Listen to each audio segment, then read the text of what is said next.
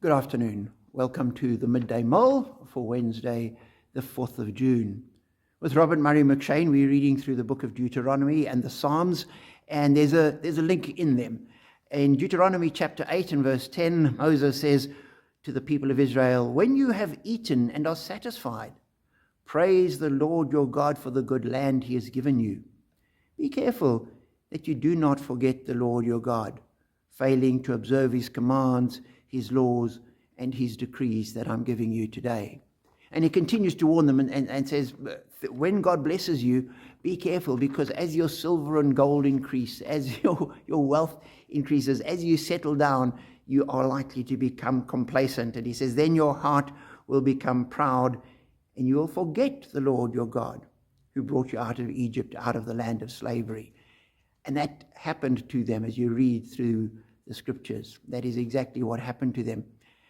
The psalmist echoes this, where he says in Psalm 91 from the beginning, "Whoever dwells in the shelter of the Most High will rest in the shadow of the Almighty.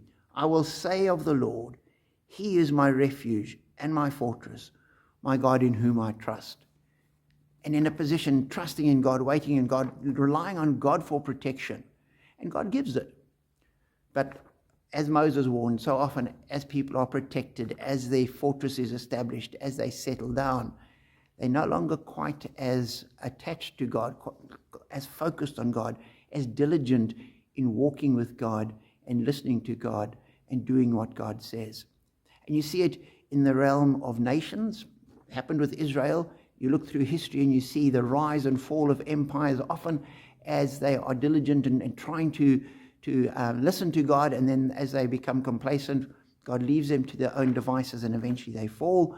And it happens in individual lives. And I'm aware of people that as they're trying to establish themselves, trying to, with a new venture, or a new aspect of their life, they're diligent in waiting on God, reading his word, praying and walking with him.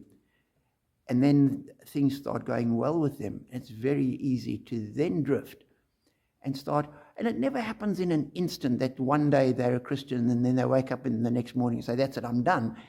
It's that time constraints. They don't spend quite as much time praying. They no longer join the Bible study. Their cell group that they're part of, which they were diligently, every single week they were there, it then becomes, they miss once or twice, and then they miss every second week, and next thing they're not going at all.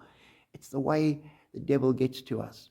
And we need to hear what God says to the people of Israel. Be careful. When God blesses us, make sure that we cling to him even more tightly. We listen to him even more diligently. We walk even more closely with him, because only as we do that will we be blessed.